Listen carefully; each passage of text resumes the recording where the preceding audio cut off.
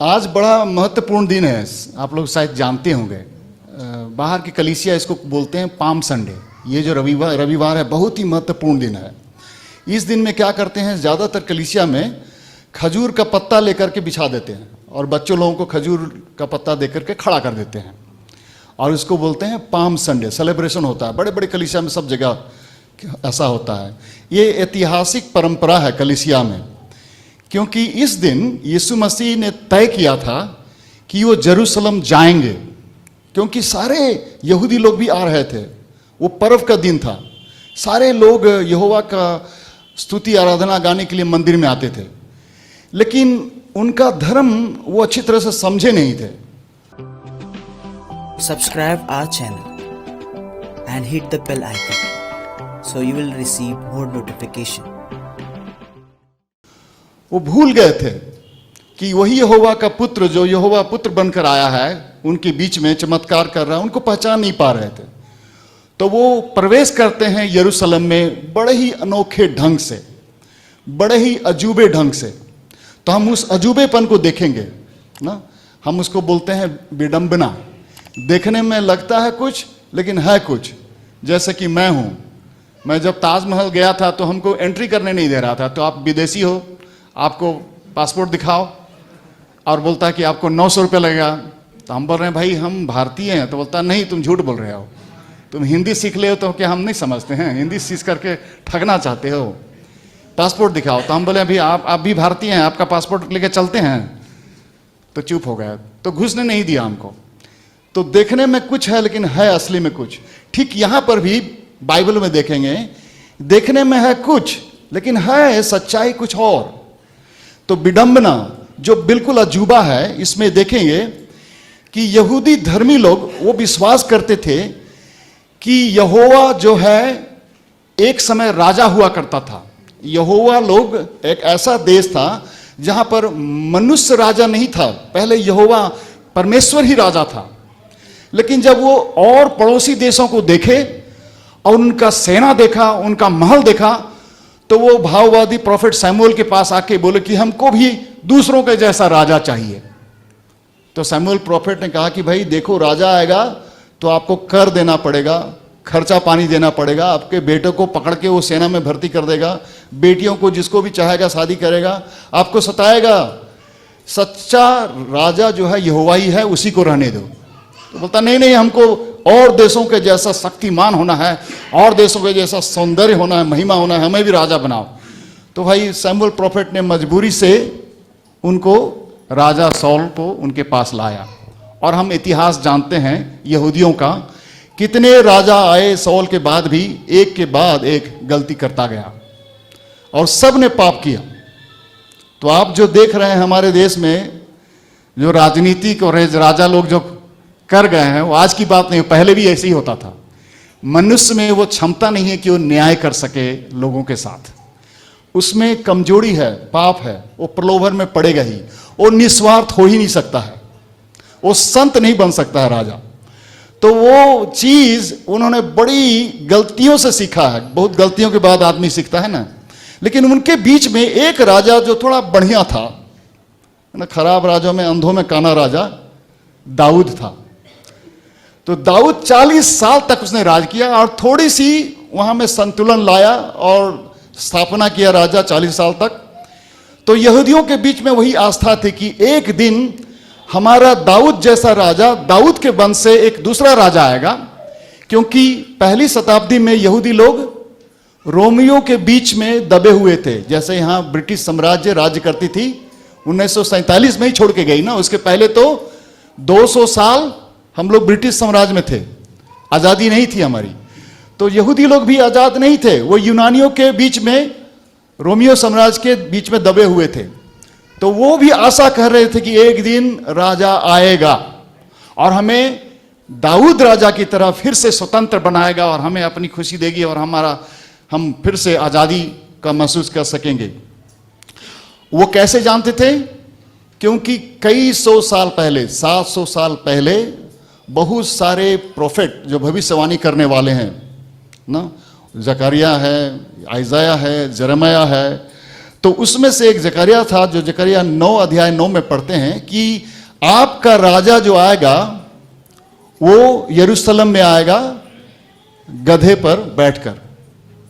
तो जब वो गधे पर बैठकर यीशु मसीह जब आने शुरू किए तो सब लोगों ने सोचा कि हमारा राजा आ गया, फिर से दाऊद वाला फिर से राज्य शुरू हो जाएगा और हम लोग स्वतंत्र हो जाएंगे। तो उनकी परंपरा थी यहूदियों की कि जब कोई अच्छा नेता आए और उनको यदि हम सम्मान करना चाहें, उनका स्वागत करना चाहें, तो उनको खजूर के पत्ते से स्वागत किया जाता था। तो यहां का खजूर जो आप देखते हैं वो अलग खजूर है। ये खजूर तो छोटे छोटे खजूर हैं। हम लोग जब स्कूल में पढ़ते थे तो खजूर पर चढ़ करके दूसरे का ताड़ी लगाया हुआ पी लेते थे। ये खजूर नहीं है, वो जो है गल्फ खाड़ी देशों में जो होता था उसको पाम ट्री बोलते हैं। वो खजूर इससे 4-5 गुना लंबा होता था, चढ़ना इतना आसान नहीं होता था, उसको पाम ट्री बोलते हैं। और क्यों खजूर का पत्ता दिया जाता था, पाम ट्री क्यों दिया जाता था? क्योंकि उस सभ्यता में, उस परंपरा में पाम ट्री को बहुत ही विशेष माना जाता था। पाम ट्री ही ऐसा है, खजूर ट्री ही ऐसा है जो मरुभूमि में, जहां पर पानी नहीं है, जहां पर बारिश नहीं है, वहां पर भी वो खड़ा रहता था और सबसे ऊंचा खड़ा रहता था, चाहे बारिश हो या ना हो। सच्चा नेता वही नेता है ना जो मरुभूमि में खड़ा हो जाए और सबसे ऊंचा खड़ा हो और दूर से दिखाई पड़े। इसीलिए किसी भी नेता को हम जब सम्मान देते हैं तो उसको हम खजूर, उनका परंपरा था, खजूर का पत्ता से सम्मान किया जाता था। और एक खूबी थी खजूर की कि जब वो 4-5 पेड़ एक ही जगह उन लोग मल्टीप्लाई कर लेते थे, बच्चे निकल जाते थे, और जब परिवार बन जाते थे तो वहां पर एक छोटी सी, इतना वो पानी जमा करते थे बारिश के दिन में कि वहां पर एक छोटा सा तालाब बन जाता था। उसको अंग्रेजी में हम लोग बोलते हैं ओएसिस। जब मरुभूमि में आप बहुत देर तक बालू पर, गर्म बालू पर प्यासे जब चलोगे, अब जब दूर से आपको झुंड पड़ा दिखाई पड़ेगा खजूर का पेड़ का, इसका मतलब आप स्वर्ग में पहुंच गए। वहां ठंड होगी, पानी होगी। तो जहां पर नेता लोग अच्छे से जमा होते हैं वहीं पर ओएसिस हो जाता है। अच्छे नेता जब जमा होते हैं ना, जहां अच्छी सहभागिता होती है वहीं स्वर्ग बन जाता है। इसलिए अच्छे नेताओं को एक दूसरे से मिलते रहना चाहिए। तो एक वो संदेश हम देखते हैं बाइबल में, यूहन्ना का 12 अध्याय में इसके बारे में जिक्र किया है। यूहन्ना का 12 अध्याय और 12 से आप पढ़ेंगे और समय मिलेगा तो आप खुद पढ़ लीजिएगा। तो मैं पढ़ता हूं 12 अध्याय 12 से। दूसरे दिन बहुत से लोगों ने जो पर्व में आए थे यह सुना कि यीशु यरूशलेम में आ रहा है, इसलिए उन्होंने खजूर की डालियां ली और उससे भेंट करने को निकले और पुकारने लगे, होशाना, धन्य इज़राइल का राजा जो प्रभु के नाम से आता है। तो उन्होंने देखा कि भाई ये यीशु मसीह जो 5 रोटी को 5000 को खिला देता है, 2 मछलियों को, और ऐसा करता है, ये चमत्कार करता है, अंधों को नजर देने वाला, लंगड़ों को चलाने वाला, चंगाई देने वाला, यही सचमुच का दाऊद का वंश का जो राजा है, हमको जो भविष्यवाणी में बोला गया था आ गया। तो जोर से चिल्लाते हैं होशाना। होशाना का जो यहूदी शब्द में अर्थ होता है होशिया ना। ना का मतलब होता है कृपया, और होशिया का मतलब मुझे उद्धार दीजिए ना, प्लीज कृपया मुझे उद्धार दीजिए, कृपया मुझे आजादी दीजिए, कृपया मुझे मुक्ति दीजिए। होशाना, होशाना। कभी कभी हम लोग गीत गाते हैं लेकिन उसका अर्थ नहीं समझते हैं। उस वक्त यहूदियों को किससे उनको मुक्ति चाहिए थी? रोमियो साम्राज्य से। वो नहीं समझे थे कि उनको उससे भी ज्यादा मुक्ति जरूरत है ना। कभी कभी हम लोग क्या सोचते हैं, जो सामने दिखाई पड़ता है वही दिखाई पड़ता है, लेकिन असली चीज दिखाई नहीं पड़ता है ना। प्रभु यीशु के पास हम लोग किस लिए आते हैं? हमको बीमारी हो रही है, पेट में दर्द हो रहा है, चंगाई चाहिए ना। हमारी बेटी हमारी बात नहीं मानती है, बेटा ठीक से नहीं पढ़ता है ना, पति हमको पीटता है, सबसे हमको मुक्ति चाहिए। आर्थिक हालत है, मुक्ति चाहिए। हम लोग सोचते हैं कि यीशु मसीह के पास आते रहेंगे और हमको मुक्ति मिलती रहेगी, लेकिन असली बात हम लोग भूल ही जाते हैं बड़ी बात तो भूल ही जाते हैं, छोटी छोटी चटनी खा करके हम लोग संतुष्ट हो जाते हैं, लेकिन बड़ा वाला खाना तो रह ही जाता है। इन लोग सोच रहे थे कि यीशु मसीह हमें रोमियो साम्राज्य से मुक्ति दे देंगे तो हो जाएगा, लेकिन असली उनको उद्धार क्या चाहिए उनको पता नहीं था, ज्ञान नहीं था। वो सोच रहे थे कि उनकी धार्मिकता चढ़ावा देने से, आराधना करने से, मंदिर में जाके पूजा करने से उनकी धार्मिकता पूरी हो जाएगी, लेकिन वो नहीं समझ रहे थे कि वो सबसे बड़ी उनको मुक्ति चाहिए, उनको पापों से मुक्ति चाहिए, और उन पापों के मुक्ति के बिना वो स्वर्ग में प्रवेश करेंगे ही नहीं। चाहे आप कितनी भी चंगाई क्यों ना पालें, चाहे आपके कितने प्रार्थना का उत्तर क्यों ना मिल जाए, आपका पति आपको प्यार करना शुरू कर दे, आपकी बेटी आपका बात सुनना शुरू कर दे, आप फिर लंगड़े थे चलना शुरू कर दे, अंधे थे आंख देखना शुरू कर, तो को क्या फायदा हुआ? आप तो संसार में इसी तरफ रह जाएंगे ना, नदी के इसी तरफ रह जाएंगे, उधर तो कभी पहुंचेंगे ही नहीं। तो आपको क्या चाहिए? याद रखिए, जब तक आप इस संसार में रहें और संसार जो है शैतानों के चंगुल में फंसा है और पापों के प्रकोप से पड़ा है, तब तक आप चाहे कितना भी प्रार्थना कर लें, शारीरिक पीड़ा तो आते ही रहेगी, बीमारी आते ही रहेगी, पारिवारिक पीड़ा तो आते ही रहेगी, चुनौतियां आते ही रहेगी। जब तक आप समाज में रहेंगे, आपके पड़ोसी आपको तंग करते ही रहेंगे, आप इससे छुटकारा कभी नहीं पाएंगे, याद रखिएगा। लेकिन यदि आपको वो उद्धार मिल गया और आपको एक अंदर से आपको विश्वास हो गया कि मैंने सच्चा उद्धार पा लिया और मेरे उद्धारकर्ता, मेरे प्रेमी, मेरे उद्धारकर्ता मेरे प्रभु यीशु हैं, तो इन छोटी छोटी मुसीबतों से आप जय कर पाएंगे। तो मैं प्रश्न पूछना चाहूंगा कि आप यीशु के पास क्यों आते रहते हैं? एक स्त्री थी, सामरी स्त्री और सामरी स्त्री भी बड़ी अज्ञान।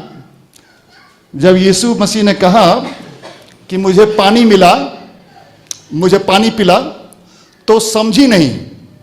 तो यीशु मसीह ने उनको बहुत प्यार से समझाया और 4 अध्याय, यूहन्ना का 4 अध्याय 10 पद में कहा, यीशु ने उत्तर दिया, यदि तू परमेश्वर के वरदान को जानती और यह भी जानती कि वह कौन है जो तुझसे कहता है मुझे पानी पिला, तो तू उससे मांगती, वो तुझे जीवन का जल देता। तू तो मुझसे बिसलरी मांग रही है, बिसलरी तो 20 रुपया में मिल जाएगा, लेकिन मैं तुमको जो दे रहा हूं वो कोई भी संसार में तुम्हें दे नहीं सकेगा। ये सिर्फ एक पवित्र मेमना का खून जो क्रूस पर दिया जाएगा उसी के द्वारा मिलेगा, और कोई भी ऐसा त्याग इस संसार में देने लायक नहीं है। सृष्टिकर्ता परमेश्वर खुद अवतार लेकर उनको आना है संसार में, और आपके और मेरे पापों के लिए मरना है। उसको खोज, बिसलेरी के पानी मत खोज। तो हम लोग तो वही करते हैं ना, हम लोग को नौकरी चाहिए, पैसा चाहिए, चंगाई चाहिए, मन की शांति मिल गई तो हो गई बस। लेकिन आपका जो है नदी के उस पार जाने का वो मंजिल तो दिखाई नहीं पड़ रहा है आपका। यही कारण था कि यहूदी लोग जब यीशु मसीह को गधे पर चढ़ते हुए आए तो वो गाना शुरू कर दिए, होसाना, और सब बड़े खुश हो गए। लेकिन उसने सोचा नहीं कि भविष्यवाणी जो किया था, वो भविष्यवाणी में लिखा था कि तुम्हारा राजा जो है गधे पर बैठकर आएगा।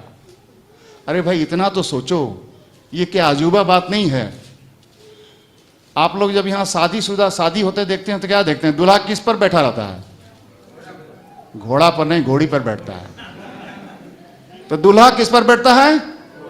किसी को गधा पर बैठे देखे हैं?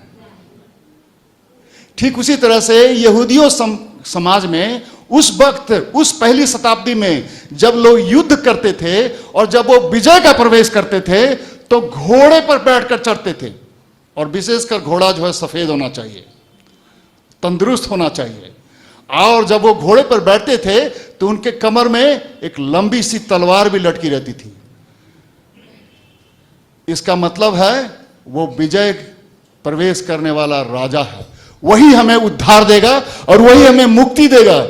लेकिन भाई यहूदी लोग समझ में आई, तुम्हारा उद्धार करता तो गधे पर बैठकर आ रहा है, और वो भी गधा कैसा गधा? तगड़ा गधा नहीं, आप अच्छा से पढ़िएगा तो पता चलेगा ये गधे के बच्चे पर बैठ कर आ रहा है। अरे भाई गधा भी लाओ तो थोड़ा बढ़िया गधा लाओ ना। गधा का कोई मूल्य नहीं है, दाम ही नहीं है। हम जब यहाँ वेटनरी कॉलेज में पढ़ते थे तो एक बेचारा धोबी गधा लेके आया बीमारी का चिकित्सा करने के लिए। तो घोड़ा को, गधा को अच्छा से हम लोग परखे, चेक किए, उसके बाद हम लोग प्रिस्क्रिप्शन लिख दिए। तो उसमें देखा तो बोलता है सर ये कितना में मिलेगा ये दवाई सब? तो हम बोले 100 रुपया लगेगा। 100 रुपया गधा? सर 50 रुपये में तो हम दूसरा गधा खरीद लेंगे। ठीक है सर, इसको यहीं रहने दीजिए, मर जाएगा मर जाएगा। गधा का कोई मूल्य नहीं है। उस समय में गधा का मूल्य था, लेकिन तगड़े गधे का मूल्य था। क्योंकि उस जमाने में क्या था, गधा एक समझिए एक तरह से बोलेरो जैसा था। सबके जो धनी है उसके पास ही गधा रहेगा। उसको सामान यहां से वहां ले जाना है या गधे पर बैठ कर जाना है। तो आप यदि मिडिल क्लास के फैमिली हैं तो आपके पास तो घोड़ा खरीदने का पैसा नहीं है, गधा तो खरीद सकते हैं सामान ले जाने के लिए, खुद बैठ के जाने के लिए। तो तगड़ा गधा खरीदेंगे, गधे को, बच्चे को नहीं खरीदेंगे, वो तो कोई काम का नहीं है। और उस पर बैठ करके यीशु मसीह आ रहे हैं। संदेश क्या है? उस अजूबेपन में यहूदी लोग समझ नहीं पाए कि यीशु मसीह जो आ रहे हैं वो राजा तो हैं, लेकिन वो राजनीतिक उद्धार के लिए नहीं आ रहे हैं, शारीरिक उद्धार के लिए नहीं आ रहे हैं, आर्थिक उद्धार के लिए नहीं आ रहे हैं, वो आ रहे हैं आत्मिक उद्धार के लिए। और आत्मिक उद्धार किसी को मारकर नहीं मिलता है। आत्मिक उद्धार तभी मिलता है जब कोई आपको थप्पड़ मारे तो दूसरा थप्पड़ भी आप रख दें। उसी को बोलते हैं ये आत्मिक उद्धार वाला आदमी है ना। कोई थप्पड़ मारे हम घुसा मार देंगे तो उसको उद्धार बोलेंगे। आजकल तो ऐसा हो गया है कि ना, रामनवमी के दिन में क्या होता है, राम जी बाहुबली बन जाते हैं। वो पुरुषोत्तम राम नहीं बनते हैं, मर्यादा पुरुषोत्तम राम नहीं होकर के क्या होते हैं, वो खुद ही हनुमान जी बन जाते हैं। इस तरह के धर्म में उद्धार नहीं मिलता है। ऐसा धर्म जिसमें दादागिरी हो और किसी को दबा दिया जाए, किसी को खदेड़ दिया जाए, किसी को मार दिया जाए, उसमें आत्मिक उद्धार नहीं मिलता। उसमें राजनीतिक उद्धार भले मिल जाए, लेकिन आत्मिक उद्धार नहीं मिलेगा। ये बात यहूदी लोग बहुत अभी तक भी नहीं समझ में आया उनको कि आत्मिक उद्धार में जो होता है वो आप आत्मा पर निर्भर करते हैं, अपने शरीर पर निर्भर नहीं करते हैं। आप धर्म के अनुसार चलते हैं, धार्मिकता के अनुसार चलते हैं। अभी हम लोग अंत किए हैं लेंट सीजन, 40 दिनों का उपवास और प्रार्थना। ये कलीसिया का परंपरा है। ये राख बुधवार से शुरू होता है और ठीक शनिवार को शेष हुआ। तो कल मैं दूसरे कलीसिया के साथ था, उनके साथ मैं चर्चा कर रहा था। ये जो लेंट सीजन है, इस समय सभी विश्वासियों को हम उत्साहित करते हैं कि भाई आप प्रार्थना करें। प्रार्थना क्या चीज है? समर्पण है।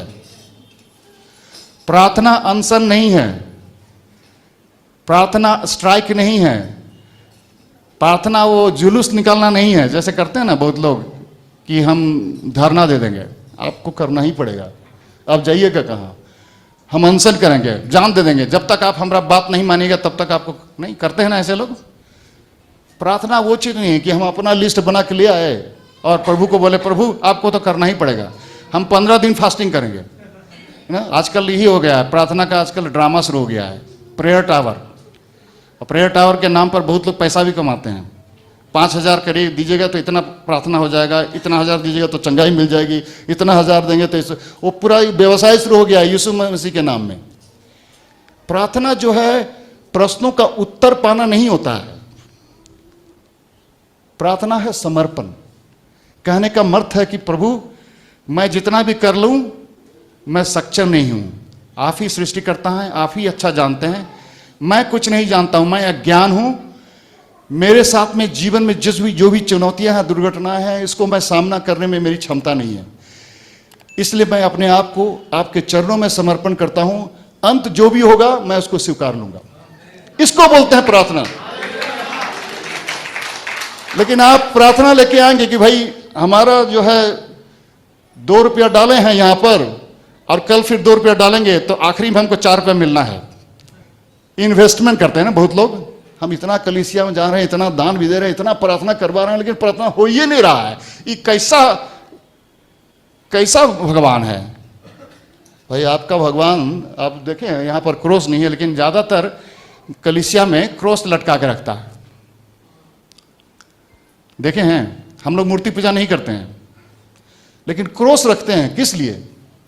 आपको दिखाने के लिए कि आपका भगवान जो है लंगटा लटका हुआ है, बाहुबली नहीं है, चमत्कारी नहीं है। चाहेगा तो कर लेगा, अपनी इच्छा के अनुसार करेगा, आपकी इच्छा के अनुसार नहीं करेगा। और नहीं करेगा तो नहीं करेगा। और यदि पढ़ना चाहते हैं, नहीं करेगा तो अय्यूब का कहानी पढ़िए तो पता चल जाएगा कि वो चाहेगा तो आपको हालत भी खराब कर देगा, आपको हालत खराब करके वो अपनी महिमा कराएगा। तो हम लोग कभी कभी यहोवा को नहीं पहचानते हैं अच्छी तरह से।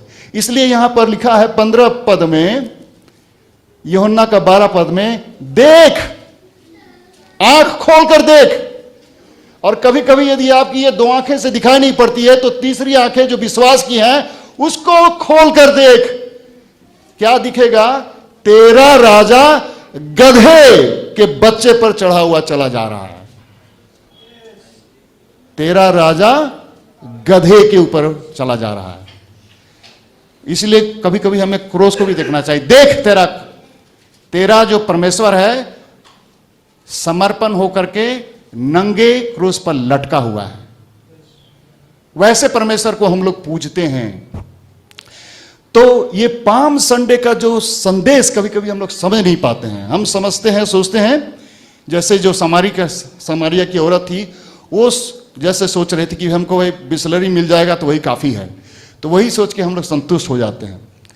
तो वो संदेश आप जरूर लेके जाइए। लेकिन उससे बड़ा संदेश एक और अजूबा है। एक तो हम देख लिए, गधा दिखा दिया हमको, अजूबा। दूसरा अजूबा, इस पाम संडे के दृष्टांत में, कहानी में एक और चीज देखना बहुत जरूरी है। मैं आपको हर समय उत्साहित करूंगा, अपना बाइबल जरूर खरीदिए और बाइबल लगातार पढ़िए, निरंतर पढ़िए, क्योंकि सारे ज्ञान और बुद्धि तो बाइबल में ही रखा है। और जब भी पढ़ेंगे बाइबल को बिल्कुल गंदा कर दीजिए, पेंसिल से मार्क करके, कलम से दाग लगा के, क्योंकि आप जितना पढ़ेंगे, जितना दाग लगाएंगे, जितना इसको गंदा करेंगे, उतना ही दिल आपका साफ हो जाएगा। आपका बाइबल यदि साफ रहा तो ये गंदा अंदर ही रह जाएगा।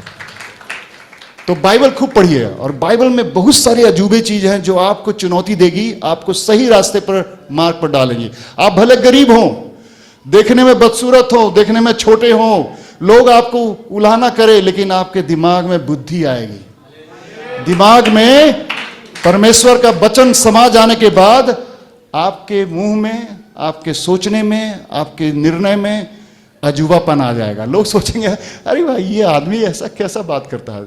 जब यीशु मसीह जब 12 साल के थे, तो जब मंदिर में जब बोलना शुरू किए तो बड़े बड़े गुरु भी उनके चरणों में बैठ गए। अरे भाई ये छोटा बच्चा कैसा बात करता है। तो कहां से आया? परमेश्वर के वचनों के द्वारा।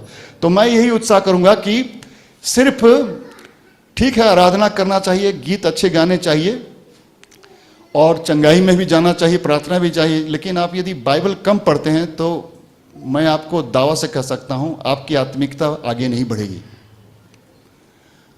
ना। 10 साल का बच्चा अंगूठा चूस रहा है, 20 साल हो गया अंगूठा चूस रहा है, 30 साल हो गया शादी के मोहरे पर भी अंगूठा चूस रहा है बीवी के पास बैठ के। कैसा लगेगा? अच्छा लगेगा? हाँ, कलीसिया आ रहे हैं इतना साल से, अभी आप भी ऐसा ही बात करते हैं जैसे कोई नया विश्वासी है, और ऐसे ही गड़बड़ा जाते हैं। आप में परिपक्वता आता ही नहीं है, वो समय आता ही नहीं है जिससे लोग कह सकें कि भाई अब हमको इनसे सीखने का मौका आ गया है, ये इतना जानते हैं। आपका बच्चा जब हम भेजते हैं स्कूल में तो आप क्या आशा करते हैं? आपने सपोज 6ठी कक्षा में उसको दाखिला करा दिया, तो 6ठा के बाद आप क्या सोचोगे? 6ठा के बाद किस में जाएगा? 7वां में ना। उसके बाद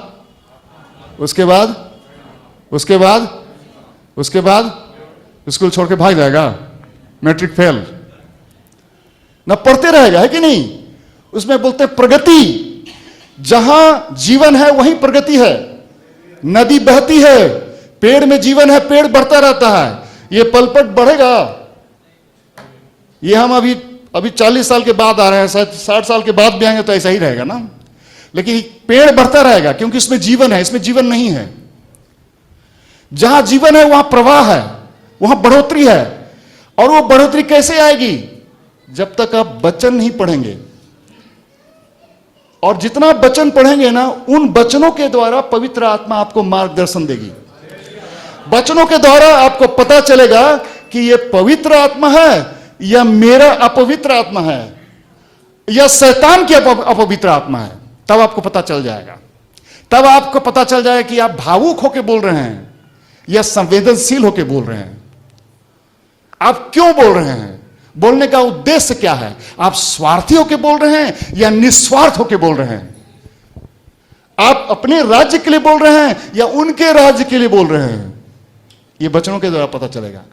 और पवित्र आत्मा आपको सहायता देगी, क्योंकि वो क्या करेगी? आप जितने पवित्र वचन को पढ़े हैं, वो जो आपको तह लगा हुआ है वो नीचे से निकाल कर आगे ला देगी। बेटा, तुमने जो पढ़ा था इसको याद कर। जैसे कि यीशु मसीह जब 40 दिन का उपवास कर रहे थे और शैतान जब उनको प्रलोभन देने आया तो उनको सहायता किया, उनको मदद दी, ये वचन बोल और शैतान को जवाब दे। शैतान को जवाब देने के लिए आपको पवित्र आत्मा मदद करेगी। तो एक अजूबा तो हमने देख लिया, कहा कि देख तेरा राजा गधे के बच्चे पर बैठा हुआ चला जा रहा है। हम दूसरा देखेंगे अजूबापन। हम देखते हैं 20 पद के आगे पढ़ेंगे, यूहन्ना 12 अध्याय 20 पद। जो लोग उस पर्व में आराधना करने आए थे उनमें से कुछ यूनानी थे। याद रखिए, अभी तक जो अपेक्षा थी यहूदियों को, वो अपेक्षा कर रहे थे यहूदी राजा के लिए। यहूदी लोग सोचते थे कि यहोवा उनकी संपत्ति है और यहोवा उनका परमेश्वर है, वो वंश के परमेश्वर हैं। कभी कभी हम लोग भी ऐसा सोचते हैं ना, मसीही लोग, यीशु मसीह हमारे वंशज संपत्ति है, ये हमारी धरोहर है, ये हमारे मसीही उद्धार करता है। नहीं नहीं, वो संसार के प्रभु हैं, संसार के सृष्टिकर्ता परमेश्वर हैं। वो संसार की संपत्ति है, हमारी संपत्ति सिर्फ नहीं है। तो यहूदी लोग यही सोचते थे कि भाई यहोवा तो हमारी है, तो बाकी लोग जो अन्य जाति हैं ना, जो यूनानी हैं, अन्य जाति, वो नरक में जाए तो ठीक रहेगा, क्योंकि वो तो मूर्ति पूजा करने वाले हैं, मूर्ति पूजा करने वाले नरक में जाए। लेकिन हम लोग उद्धार पाएंगे और हम लोग यहोवा का आशीष पाएंगे। लेकिन वो दिन जब वो यरूशलेम में प्रवेश करते हैं तो एक और अजूबापन आता है। एक यूनानी आता है यीशु मसीह से मिलने के लिए, जो गैर यहूदी है। 21 पद में कहता है, उन्होंने गलील की बैतसैदा के रहने वाले फिलिप्पुस के पास आकर उनसे विनती की, श्रीमान हम यीशु से भेंट करना चाहते हैं। फिलिप्पुस ने आकर अंद्रियास से कहा। तब अंद्रियास और फिलिप्पुस ने जाकर यीशु से कहा। इस पर यीशु ने उनसे कहा, वह समय आ गया।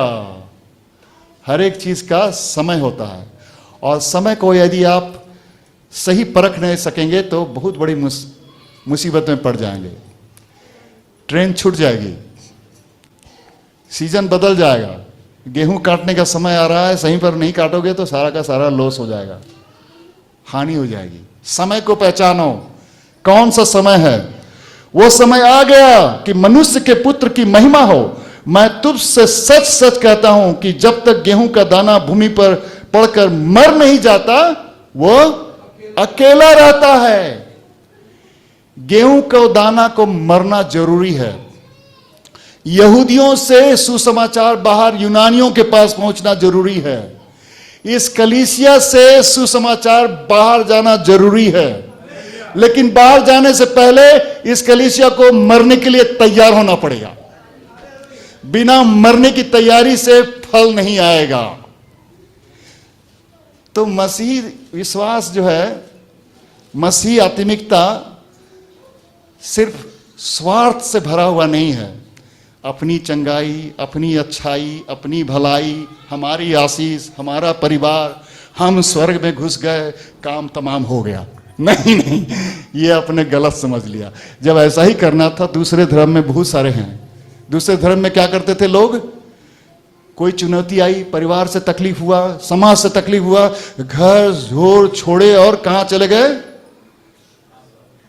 प्रयाग चले गए गंगा नदी के किनारे बैठ करके बोले कि भाई हम तो अब नंगा साधु हो गए हैं, संसार छोड़ दिए और नहीं तो हम लोग वहां से भागे और सीधा चले गए बोध गया और पीपल के नीचे बैठ गए 14 साल करके। उसके बाद अपनी पत्नी को भी छोड़ दिए, बच्चे को भी छोड़ दिए, राज्य छोड़ दिए और हम बुद्ध बन गए।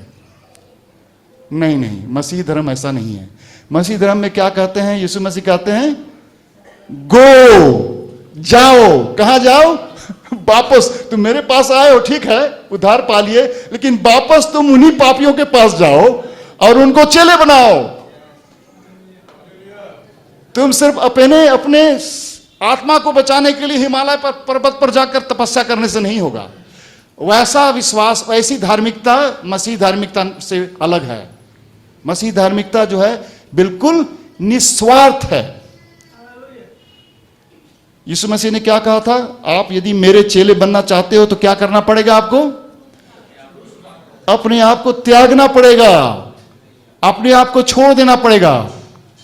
और छोड़ना ही नहीं, क्रूस उठाना पड़ेगा, मरने के लिए तैयार होना पड़ेगा, मरने के लिए तैयार होना पड़ेगा। यही सच्ची धार्मिकता है। यह स्वार्थ से भरा धार्मिकता हमें नहीं चाहिए। वो आपको इस देश में बहुत सारे धर्मों में मिल जाएगा, स्वार्थ से भरा। स्वार्थ से भरा धार्मिकता के कारण तो पत्थर मारा जा रहा है कि मेरी धार्मिकता आपसे बड़ी है और आपकी हम आपको दबा के रखेंगे। निस्वार्थ वाली धार्मिकता में क्या होगा कि आप कोई थप्पड़ मार दे तो दूसरा हम पसार देंगे। तो बहुत अंतर है। गहराई से देखो, देख गधे को और देख अपने आप को भी, अपने स्वार्थ को देखो। कहां पर हो, क्या आप मरने के लिए तैयार हो? मैं यहीं पटना में जब वेटनरी कॉलेज में पढ़ने आया था तो यहां पर एक बड़े अच्छे आईएएस ऑफिसर थे, बेंजामिन काथोमा आईएएस ऑफिसर थे। तो वो उत्तरी पूर्व जो नॉर्थ ईस्ट के लोग हैं, हम सारे स्टूडेंट, चाहे मेडिकल कॉलेज के हो, इंजीनियरिंग कॉलेज के, सभी वेटनरी कॉलेज के, उनके घर में हम लोग जाते थे। हम लोग जब स्टूडेंट थे, जवान लड़के थे, इसलिए जाते थे क्योंकि वहां खाना बढ़िया मिलता था और सारे नॉर्थ ईस्ट के लड़के लोग एक दूसरे से मिलके अच्छा लगता था। एक ही भाषा वाले हैं, एक ही देखने वाले ना, जैसे मलयाली भाई लोग एक दूसरे से मिलते हैं तो बड़ा अच्छा लगता है। आप लोग भी जब एक ही डिस्ट्रिक्ट के होंगे, छपरा के होंगे तो आरा के होंगे, बलिया के, बड़ा अच्छा लगता है ना। नहीं तो मुजफ्फरपुर के हैं, कैसन छे बोलने में मजा लगता है। तो हमको भी बड़ा अच्छा लगता था। लेकिन अंकल काथमा बड़े अच्छे विश्वासी थे। वो हर समय बाइबल स्टडी करते थे उनके घर पर। तो मैं भी चला जाता था बाइबल स्टडी के बहाने। जब आपको खाना मिल ही रहा है तो खाते हैं, लेकिन बाइबल स्टडी के लिए नहीं जाते थे हम खाना खाने के लिए जाते थे। उद्देश्य अलग था। लेकिन वहां 2 साल तक जाता रहा और बाइबल अध्ययन के द्वारा मुझे पता चल गया कि इस संसार में यीशु मसीह के सिवाय और कोई नहीं है जो क्रूस पर मरा है। निस्वार्थ होकर मरा है और दूसरों के लिए खून बहाया है, और वही माफी दे सकता है मेरे पाप का, और कोई नहीं दे सकता। मुझे बिल्कुल अच्छी तरह से पता चल गया था कि बाकी सब धर्मों में बहुत सारी की धार्मिकता है, लेकिन इस धर्म में एक अलग तरह का धार्मिकता है। इसमें निस्वार्थ प्रेम दूसरों के लिए और दूसरों को माफ करने के लिए हमें क्षमता देती है, क्योंकि हम खुद माफ पाते हैं इसलिए हम दूसरों को दे सकते हैं। जब हम खुद ही नहीं मिले तो दूसरों को क्या देंगे। लेकिन हम 5 साल लगा दिए यीशु मसीह के पास आने के लिए। समझ तो आ गई थी, लेकिन आने में डर लग रहा था, हिम्मत नहीं हो रहा था कि हम यीशु मसीह को ग्रहण करें। क्या कारण है? सबसे पहले तो हम देखें बाइबल में जो लिखा है कि भाई तुम मेरा यदि चेला बनना चाहते हो तो निस्वार्थ अपने को त्यागो। हम सोचे ये वाला थोड़ा ज्यादा डिमांड, हम बोले यीशु मसीह आप थोड़ा ज्यादा डिमांड कर रहे हैं, डिमांड ज्यादा है। अभी हम जवान हैं, लड़की देख रहे हैं, प्यार भी हो रहा है, और आगे बढ़ के थोड़ा कमाएंगे, और यहाँ जब तक नहीं नीचे से, टेबल के नीचे से नहीं कमाएंगे तब तक जल्दी जल्दी धनी कैसे होंगे? वेतन से कोई धनी होता है? इधर उधर का कमाई से थोड़ा जल्दी होगा, वो भी नहीं कर सकेंगे, झूठ नहीं बोल सकेंगे। तो ये तो आप जो डिमांड कर रहे हैं वो थोड़ा प्रैक्टिकल नहीं है, हमको बोल रहे हैं। यीशु मसीह, आप शायद संसार के बारे में नहीं जानते हैं, हम कैसा बिहार देश में रह रहे हैं हमको पता नहीं चल रहा है। यहाँ पर सब कुछ घूस से काम होता है, बिना घूस का काम ही नहीं होता है। तो हम तो मसीह बन जाएंगे तो मेरा कुछ काम नहीं होगा, और सबको सच बोलेंगे तो थप्पड़ मारेगा, हमको बोलेगा तुम तो बुद्धू हो, सच बोलते हो। जहां पर जरूरत है वहीं पर बोलो, सब जगह पर सच मत बोलो, कहीं कहीं पर थोड़ा झूठ बोलो ना। हम लोग को सिखाया जाता है पाप करना ठीक है, पकड़ा जाना पाप है। तो यही सीख करके तो हम लोग बड़े हुए हैं। तो हम बोले कि यीशु मसीह आपका डिमांड बहुत ज्यादा है। दूसरा, हमको लग रहा था कि भाई यदि हम सचमुच का यीशु मसीह हम हो गए तो प्रॉब्लम क्या होगा? मेरे पिताजी माताजी हमको घर से निकाल देंगे, समाज से निकाल देंगे, और सतावना शुरू हो जाएगा। हमारे धर्म के लोग हमको सताना शुरू कर देंगे, तो जीवन मेरा दुर्लभ हो जाएगा, तकलीफों से भर जाएगा, चुनौतियों से भर जाएगा। तो हम ऐसे ही इतना चुनौती हो रहे हैं, मसीह होने के बाद और चुनौती बढ़ जाएगी। तो क्या फायदा है भाई? एक तो है कि हम डुप्लीकेट क्रिश्चियन होना नहीं चाहते हैं, दूसरा हम देख रहे हैं कि मुमकिन नहीं है, तीसरा हम चुनौती और मुसीबत होगा। इससे बढ़िया क्या होगा भाई? चिकन खाते रहो, चिकन का हड्डी गला में मत टांगो। यानी कहने का मतलब हम बोले यीशु मसीह हम आपको मान लिए मन ही मन, आपका शिक्षा जो हम यहां वहां मान लेंगे, लेकिन हम जरूरी नहीं कि सबको बोलें कि हम मसीह बन गए। हम आपका भी मान लेंगे थोड़ा सा, राम जी का भी मान लेंगे, बुद्धा का भी मान लेंगे, थोड़ा मुस्लिम भी मान लेंगे, सबसे मिलकर रहेंगे, मिलजुल कर रहना है, हमको समाज में रहना है। यही सबसे अच्छी धार्मिकता, यही सोचे। तो हम चलते रहे। जब 24 अक्टूबर 1983 को जब हम जमशेदपुर में गए और जब वहां पर बाइबल अध्ययन हो रहा था, तो बाइबल अध्ययन करते वक्त एक के बाद एक गवाही सुन रहा था, और उसी गवाही के दौरान सुनते सुनते मेरे ऊपर पवित्र आत्मा आ गया। और पवित्र आत्मा कह रही थी कि तुम मुझे प्रभु मानते हो, मुझसे इतना प्रेम करते हो कि तुम इस प्रेम में तुम्हारी इतनी भी हिम्मत नहीं है कि सामाजिक तौर पर तुम कह सको कि मैं तुमसे प्रेम करता हूं। कैसा प्रेम है? ढोंगी प्रेम है ना।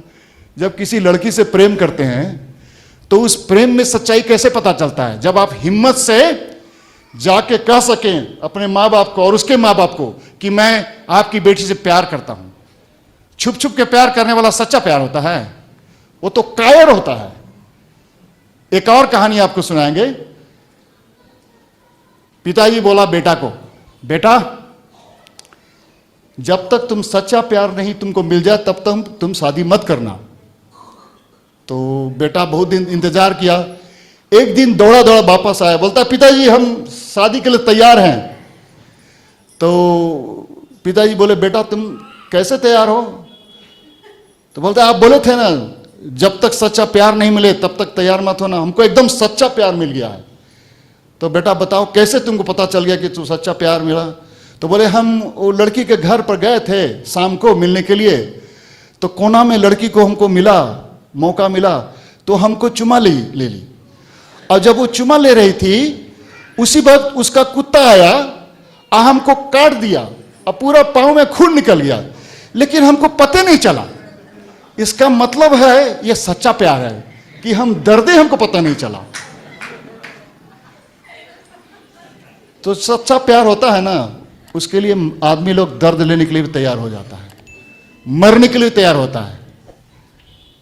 उसी 24 अक्टूबर 1983 को पवित्र आत्मा का जब ज्ञान मिला, उसने मेरे सारे डर को हटा दिया, उसके प्रेम से मेरे हृदय भर गया और मैं खड़ा होकर के चिल्ला चिल्ला के बोला मैं यीशु से प्रेम करता हूं, मैं यीशु का चेला हूं, मैंने ये पाप किए हैं, मुझे छुपाने में कोई डर नहीं है, मैं सबके सामने बता सकता हूं कि मैं कितना पापी हूं। पहले मैं बड़ा बन के चलता था, सारा पाप छुपा के बाहर सबको दिखाता था कि मैं बड़ा अच्छा आदमी हूं।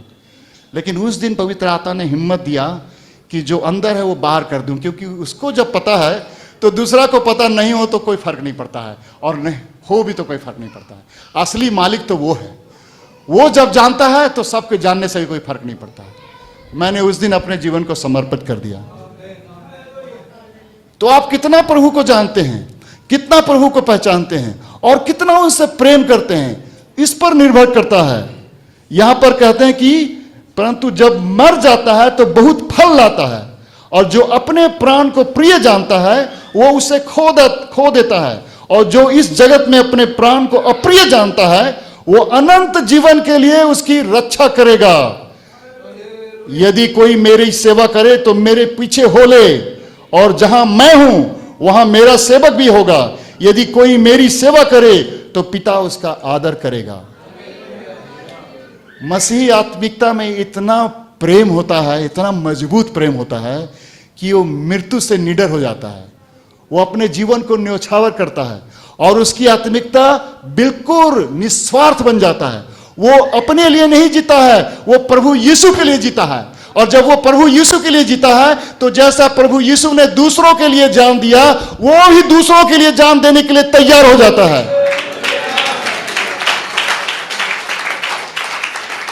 तो मेरे दोस्तों, मसीह आत्मिकता इतनी सस्ती नहीं है, इतना आसान नहीं है।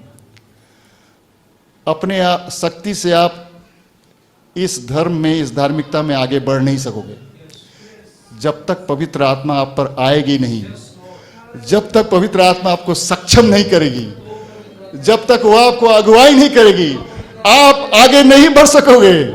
आप ऐसे ही आते रहोगे, प्रार्थना की भीख मांगते रहोगे, गीत गाओगे, यहां से चले जाओगे, लेकिन जीवन में निष्फल रहोगे। लेकिन जब वो आ जाएगी तो आप अकेले नहीं रहोगे, याद रखना। आप फलदायी बन जाओगे। जैसे पेड़ वहीं खड़ा नहीं रहता है, वो बढ़ता है और बढ़ता है और बढ़ता है, और जब और बड़ा हो जाता है तो वो फल देना शुरू होता है। और कभी पेड़ को देखें फल अब खुद खा रहा है? नहीं, वो फल दूसरे लोग तोड़ के खाते हैं। आपका जीवन फल से भरा हो जाएगा, आपका जीवन आशीष से भरा हो जाएगा। लोग आपसे आशीष पाएंगे जब आप अपने को संपूर्ण रूप से समर्पित कर देंगे। क्या आप उसके लिए तैयार हैं? क्या आप यीशु मसीह को इतना प्यार करते हैं? निडर होकर के, निस्वार्थ होकर के, संपूर्ण रूप से समर्पित होकर के, बहुतायत से सारे जीवन को उनके हाथों में देने के लिए तैयार हैं? यदि आप तैयार हैं तो क्या आप मेरे साथ खड़े होंगे? खड़े हो जाइए, जहां भी आप खड़े हो जाइए, सच्चे मन से कहिए, प्रभु यीशु मैं तुमसे प्यार करता हूं, सारे जीवन प्यार करता रहूंगा।